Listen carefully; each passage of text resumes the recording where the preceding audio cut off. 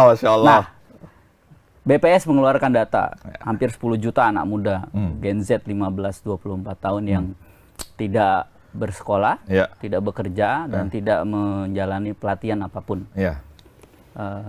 Menurut Bang Taufan kan pariwisata bisa jadi salah satu solusinya untuk pemerintahan Prabowo Gibran yang menargetkan ekonomi tumbuh 8%. Gimana caranya? Baik, gini. Saya membatasi penjelasan saya dalam spektrum pariwisata ya. Spektrum pariwisata. Pariwisata itu angle-nya harus diambil dulu dari global. Ya, global nih.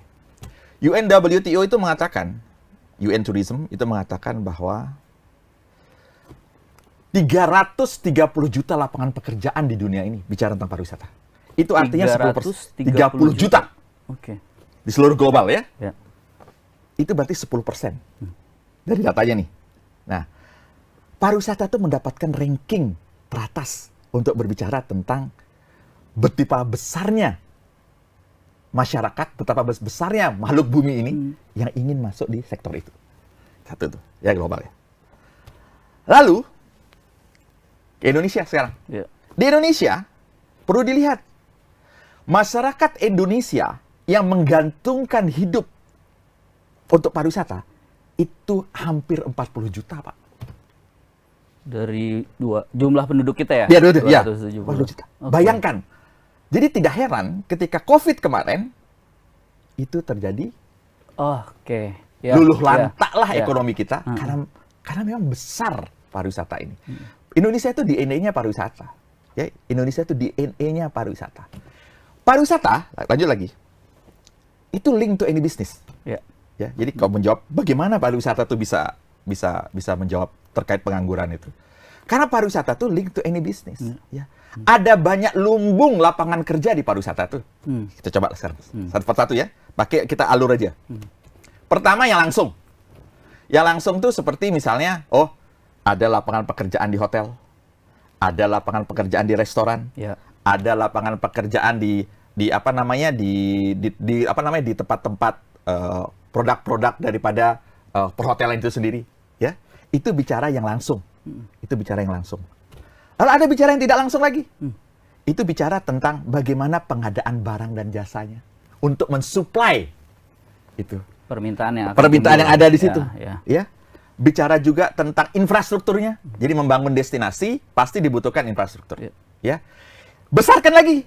Ini bicara tentang multiplier efek ekonomi. Ini bicara tentang komunitas, ini bicara tentang masyarakat desa, ini bicara tentang masyarakat nelayan, ini bicara tentang masyarakat petani, bayangkan itu. Belum lagi bicara tentang industri kreatif. Jadi, lumbung-lumbung lapangan pekerjaan ini, kalau kita bisa benar-benar kelola dengan baik, maka pariwisata itu menjadi rumah bagi tidak saja Gen Z, tapi rumah bagi mereka yang ingin mencari kerja. Inilah menurut saya yang perlu menjadi concern kita sama-sama. Jadi bicara tentang 10 juta itu, kita lihat 10 juta ini problemnya apa? Dalam perspektif lapangan kerja. Kalau memang ternyata mereka ini susah mencari kerja, berarti pariwisata itu masih terbuka. Caranya gimana? Pastikan pemerintahan Prabowo Gibran besok, dan insya Allah pariwisata akan menjadi prioritas. Ketika menjadi prioritas, maka terbangunlah lumbung-lumbung lapangan kerja itu. Dari mana sih lumbung-lumbungnya? Satu, program kita namanya 5 destinasi pariwisata super prioritas. Di 5 destinasi pariwisata super prioritas itu sudah pasti ada pembangunan-pembangunan yang terkait tadi. Hospitality, bisnis, agro, bicara tentang infrastruktur, semuanya ada. Itu baru 5 destinasi. Kembangkan lagi menjadi 10 destinasi. Kembangkan lagi menjadi desa-desa wisata. Ya? Itu sudah bicara lumbung-lumbung lapangan kerja. Di desa wisata ada namanya Pokdarwis. Nah, Pokdarwis itu adalah anak-anak muda yang masuk di dalam Gen Z itu, yang tinggal dibina, yang tinggal diarahkan, yang diberikan pelatihan, sehingga apa? Sehingga mereka pun menjadi agent of change. Jadi, orientasinya sudah bukan lagi mencari kerja, tapi mereka bisa menciptakan lapangan kerja. Jadi, Mas Eko, pariwisata itu dia bukan berbicara hanya di satu titik epicentrum saja.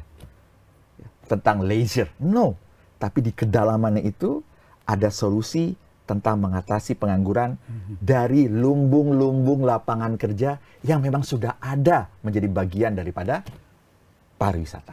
Kira-kira gitu.